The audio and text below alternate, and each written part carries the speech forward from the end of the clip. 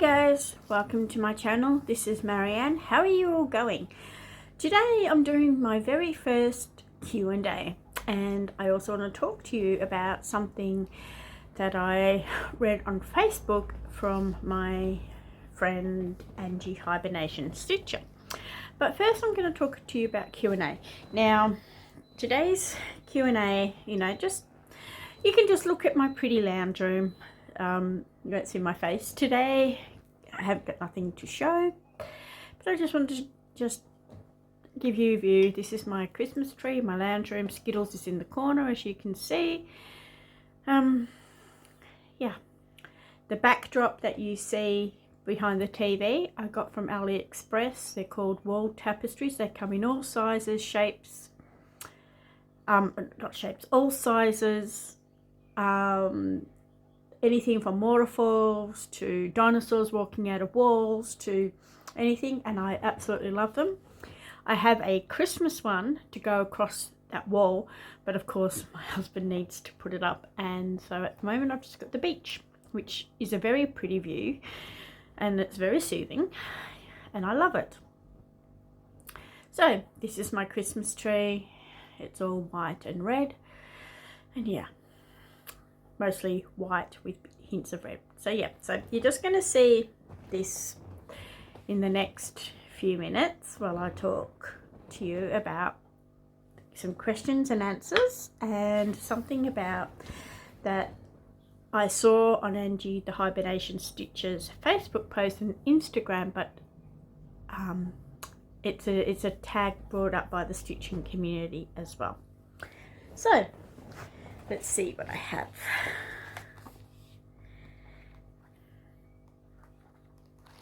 Where did I put? Oh yeah. Okay.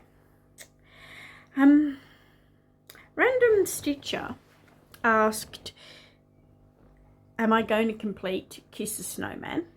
And I went, I am, but at the moment I'm not feeling 14 count at all.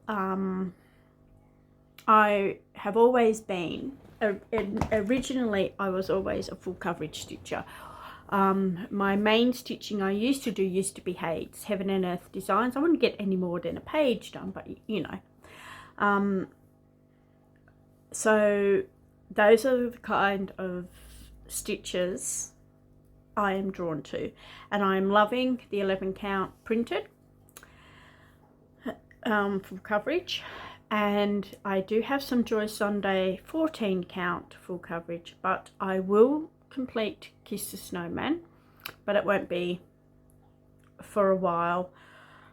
I love, like I said, the full coverage. I'm not a big fan of backstitch, and I'm going back to my original love of what I started with in cross stitch was the full coverage, and that's where I'm happy, and that's what I like to work on. So that's what you will be seeing. I'll sit on it for a while until I'm ready to work on it and see how I feel. It might become a UFO and I might post it to someone who would want to finish it for me, but we will see. At this stage I have no plans of working on Kiss the Snowman. She also asked, Random Stitcher also asked, what does it mean to be labelled as an enabler? Is it a bad thing? And I laughed. Sorry, Random Stitcher, no, it is not a bad thing. It is a good thing. It means that because I show things on my channel that you might like to buy, or you might like to see, or you might like to try, it means that you want to get products that I like, and that makes me an enabler. That means that you've seen something that you like on my channel and you went, oh, I love that. That enables you to go and purchase it or put it on your wish list, or yeah. So it's not a bad thing, it's actually a good thing, and it's a bit tongue-in-cheek as well, like, oh, you're labelled as an enabler, you know, oh, geez, thanks for enabling me, you know. it's a good thing, and I am not sorry. A lot of us have very similar interests, very similar tastes, and I have always been enabled by watching the YouTube channels. Go, oh, I like that. Oh, that looks fun. Or I don't like that. Or yeah, that's why I in my YouTube, when I'm watching YouTube, I watch unboxings. I watch colouring book reviews. I watch cross-stitch works in progress and patterns. You know, we all get enabled, and I'm proud to be called an enabler. So it's not a bad thing. It's a bit of a joke. Like, I'm not forcing anyone to buy anything. I'm not forcing anyone to go shopping or anything. It's just that you see something on my channel that you like and you want to get it yourself, and you think, oh, I'd like to do that. That's what it means. All right, I had a question. I have to get my phone because I've got a big question, and that's going to take a little bit of time to answer. But I got a question yesterday from, I think it was from Jill Murray. Jill, hang on, let me just check before Jill Mary. Her comment made me laugh. I can't imagine taping your or attaching your Christmas tree to the wall because of your cats. That's hilarious. That reminds me of some Facebook things I've seen of cats and Christmas trees. I had a question: do my cats touch my Christmas tree? Do they knock it over? How do I stop them climbing? Well, when I got the cats in 2020, they were 6 months old, both of them, when I first got them. So the first Christmas of 2020, I had been watching, because we had always had dogs, never cats. We'd always had Labradors, and so I started watching Jackson Galaxy, the cat daddy, and My Cat from Hell, and on how to stop with the Christmas tree. So the first thing I got rid of was the tinsel, because tinsel is really bad for cats. And then I looked at tips, and it was like, oh, put orange peels or citrus around your tree, and they don't like the smell. So I did that for the first year. Put orange peels or citrus. I sprayed the tree with a citrus spray, and everything, and orange peels by the tree. And since I have done that, I only did it for the first year. When I put the tree up the other day, Shadow was curious, and I've got a water bottle out as well. And if they go near the tree, I just give them a little spray. They generally avoid it. They're more interested in the decorations around the tree, not on the tree itself. But if they go near, I just have to show the water bottle to them, and they move away, which means at night they don't go near it. Also, where the tree is, I'll just turn you a little bit so please don't get sick. See there? Where the tree is, in the window, the other side, I have a big cat tower. Turn back, slow, slow, slow, sorry. There we go. I have a big cat tower that they can climb on and play, and they leave my tree alone. So I just cracked up, Jill. I'm sorry. I cannot imagine taping your Christmas tree or attaching your Christmas tree to the wall so they wouldn't climb up it and pull it over. That's hilarious. I mean, I know it's not. It's devastating, but it's hilarious. So try some orange spray. You can get orange scented. I know in Australia you can get like a natural orange scented spray. It's like orange oil as a air freshener, or try putting some orange peels hidden around your tree as well, and keep a water bottle nearby so that you actually don't get your cats up your tree. And the other thing you can always do is put your tree in a cage. I've seen trees that hang from the roof for your cats. I've seen one where you have like a tabletop tree attached to a vacuum cleaner. There's lots of things. Have a look on Facebook and YouTube and things like that with how to keep your cats away from your Christmas tree. Okay, so, but no, mine leave my tree alone. They have learnt, and they learnt in the first year, because when I first got the cats, my brother has cats, and he turned around and said, you will never be able to have your nice tree again. And I went, no, I'm sorry.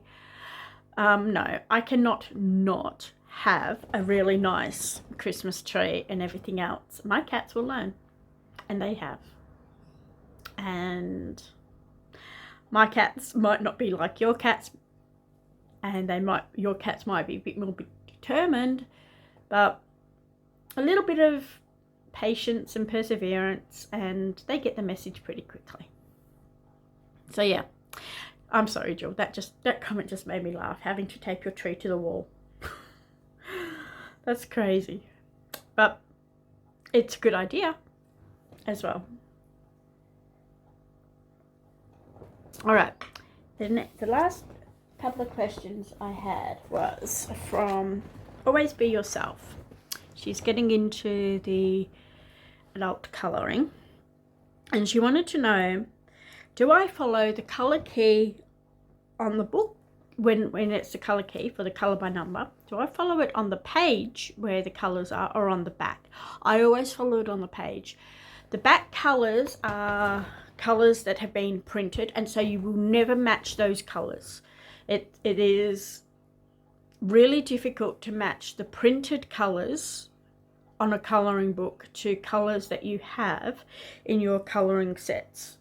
So I always go on the page where the colours are written, not the shades at the back. So I hope that helps. And it doesn't matter if your colours don't match quite the same as ones on the back or anything, as long as you have the range of colours that is required in the colouring book, then it doesn't matter. I often pick different shades of purples, blues and greens for the colouring books, and browns, depending on what pen, what pen I grab, or what marker I grab. I always have a piece of scrap paper, and I just test it to see if I like that colour, if it's sort of what I'm looking for, and then no. So it doesn't matter, so don't try and match your colours at the back of the book, because it's printed, and you can never match those colours completely, okay? So no, follow the page where the colour by numbers are on the page. And always be yourself. She also asked, do I have any tips on alcohol markers, as she's starting to learn with alcohol markers? And I thought that's a really good question.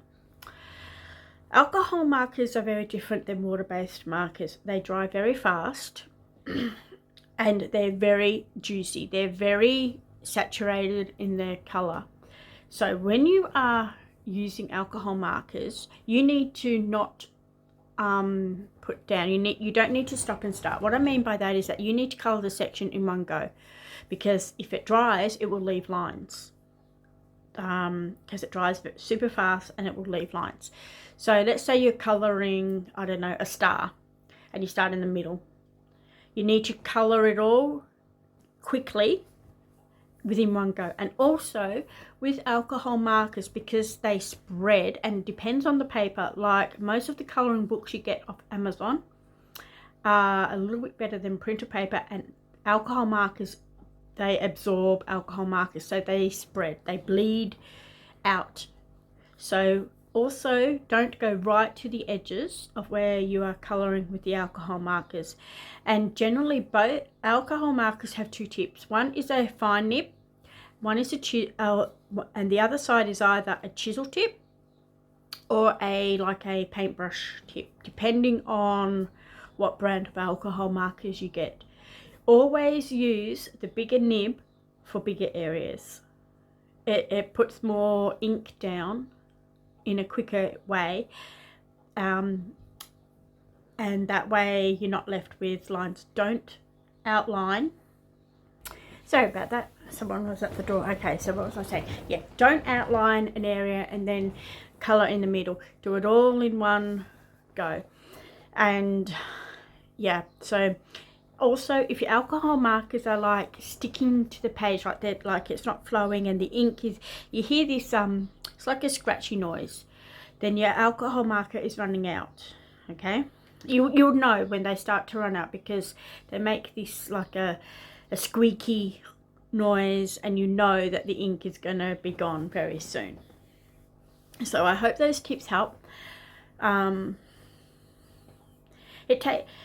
Especially yeah, like I said, bigger areas, just in what, you know, a few strokes.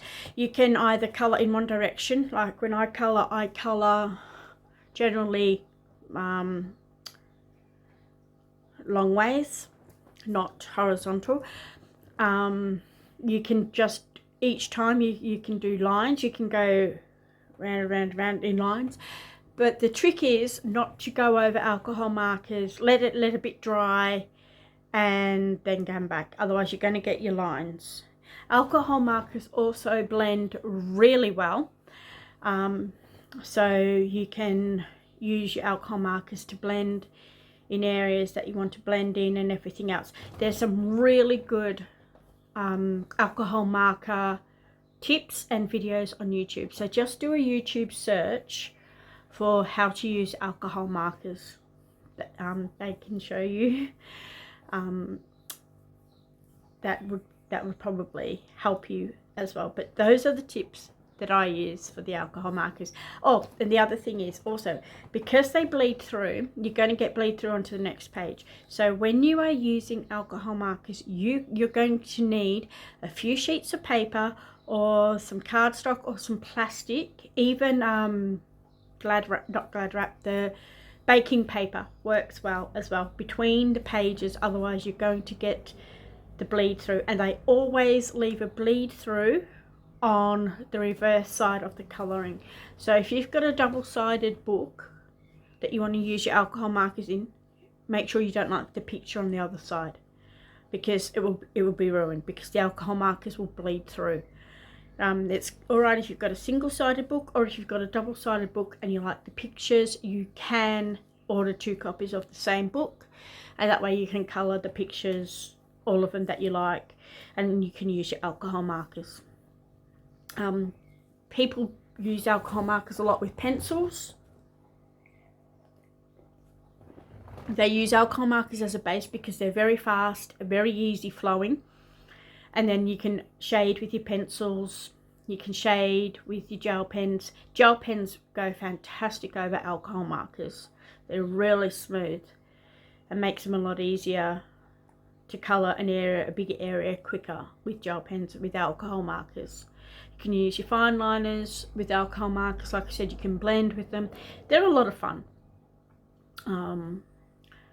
There's, like I said, fantastic videos on alcohol markers. Check out Anne's Colourful Life. She always uses alcohol markers, okay? So go check out her. She's a big fan of alcohol markers and how she blends and everything. That's how I picked up a lot of my tips. So I would definitely recommend Anne's Colourful Life, so that you get an idea of how to use your alcohol markers. Well, I hope that answered everyone's questions that they had given me over the last couple of days and weeks. Please keep them coming. I'm going to constantly do every few weeks do a Q&A. Now, the other thing I wanted to talk about, like I mentioned at the start of the video, was something that Angie posted on both Facebook and Instagram, and it's called 24 in 24. There's a hashtag 24 in 24, and what the idea is that you pick 24 projects for next year, WIPs generally, and you decide, and your goal is to either finish your projects or to do a substantial amount of work, like set a goal on your projects, and then move on to either a new start or continue with your projects that you've got piled up. Now, I thought, okay, I'm a multi-crafter. The 24 will not work just for me, just for cross stitch. So if you are like me and a multi-crafter, you can pick books you want to read that haven't. They can be audio, they can be Kindle, they can be actual books that you haven't read, that you might want to pick a couple of books that you want to read in 24. You might have a languishing crochet project that has been hidden in the cupboard for a while. You might have a languishing knitting project that has been hidden and you haven't stitched on. You might have a latch hook that you think, oh yeah, I really should, but oh no, this is pretty. No. So I like these new things. So pull out those languishing projects. You might have some diamond painting whips that you went, oh, these are so big, I'll put them away, I'll work on them another day. You might have a few of them that you want to pull out. You might have some cross stitch that you want to either get a substantial amount of work done on them, or you might want some finishes. You do them. You might have some colouring books that you've gone, I want to finish this book, or I want to do a few pages in this book. Doesn't matter. So my challenge to you guys is pick 24 projects and put them in the comments between now and January. 24 projects that you want to work on, that you want to see some progress on, like definite progress on, like something finished, something nearly finished. It doesn't matter. And then when you finish a project, you add a new one into your 24 pile. I'm thinking, I'm still working out my details for the 24 and 24, but I'm thinking I'm going to do what I'm classing as a page finish on each of my full coverages that I'm going to pick. Now, with a page generally is 70 across by 80 down. So that's 70 10 by 10 squares and 80 down. So it works out to be about 6,000 to 7,000 stitches on the full coverage. And I thought, well, if I do that for a couple of mine, then that's huge progress, and that's really good. So I'm thinking about that. Books, I read every night when I get in bed, so that doesn't, but I do have some loop yarn to make a beautiful blanket with that I've had since last year, and I haven't touched it. I got it winter last year and I haven't touched it, so that might go on my thing also, because at the moment I can't crochet. I've got another corner to corner blanket that I've been working on. Might pull that out, attach it, and make it with the loom, things like that. So let me know in your comments what you think of this 24 in 24 idea. Just let's attack some of these hidden whips that have been, doesn't matter if they're, you know what you want to work on, doesn't matter even if they're 5 years old, you know, just let's attack some of these projects. And we want to, if there's books you want to read, a series you want to read, whatever, let's just pick 24 projects. I of course will be working on a few more throughout the year, because you know I show you what I've been up to and everything else, and so that, because I run a YouTube. But I think this will be fun. Let me know what you think in the comments. I think it will be great fun actually to pick our 24 projects and see how many finishes we can get, or how many like things we can get out of our cupboards, or goals met. And once we reach the goals of one, we can continue with some more projects, or we can add a new one, or you can buy yourself something new. Let's just see what we do. And I think it will be fun, and I think it will be great fun actually. Angie is doing, she's got over 100 whips, like most cross stitches. Maybe not that many, but you know, some people have a lot. So she's picked 24 and she's working on 3. She finishes 3, she's either going to keep going with the 24, or she's going to add a new project. So once she's completed 3 of her projects, she's going to either add a new project or get one of her whips out and add it to the 24. which I too think is a good idea. So pick the goals for how it suits you. And I just think, yeah, this will be fun. Next year, let's tackle our whips. 24 in 24. All right, guys. That is everything from me today. I will be doing my weekly crafting update on Friday, which will be the 1st, because it's also November drawing time for the giveaway.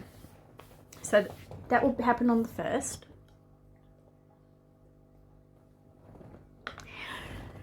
So there will be that video on Friday. But in the meantime, to enter my giveaway, because this is the last week in November, how are we in nearly into December? I have got no idea where this year has gone. Seriously, I've blinked and I've missed it. But enter my giveaway, be a subscriber, like the video, and it's for 35 in your currency for a budget-friendly company of your choice. Okay? Oh, and comment November in the comments. That would help.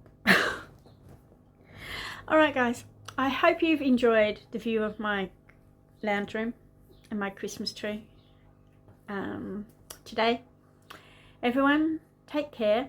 Enjoy the build up to Christmas. Try not to get too stressed out. Take time for yourselves. I know it's a very, very, very busy time of year for everybody, and if you don't celebrate Christmas, it's still the end of year. It's still a busy time. So be careful, take care, be patient with people too. Already the shops are getting busy, so just be patient.